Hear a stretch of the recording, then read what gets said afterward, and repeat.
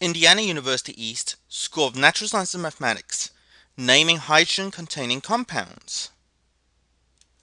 The difficulty of and the one thing you need to realize about naming hydrogen-containing compounds, apart from the couple of exceptions, that we've discussed, is that there's two things.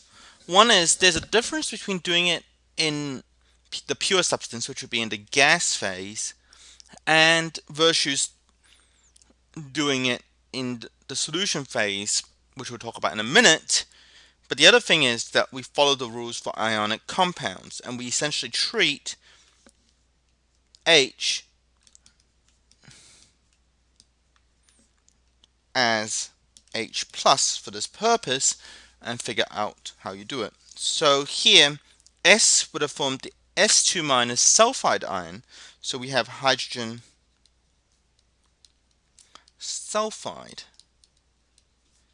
gas.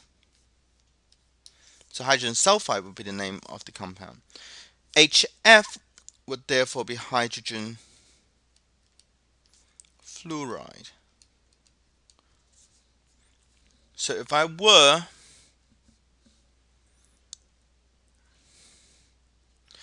to name any of these, that's how you do it. And note that hydrogen is listed first. In the solution phase, the tricky thing happens because it forms an acid. We'll talk about acids more later in the course.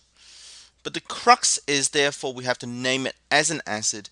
And what you do is you start with hydro, and then you put down the base name of the nonmetal with ake, and you use to end with acid. So HFAQ would be hydro, because this fluorine is fluoric acid.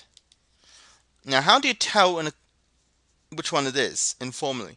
AQ means in aqueous solution.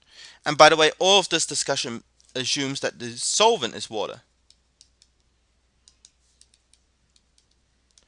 Whereas in the previous example, say we had HF and we had a state symbol G, which means gas, and that would be hydrogen fluoride, as we discussed before.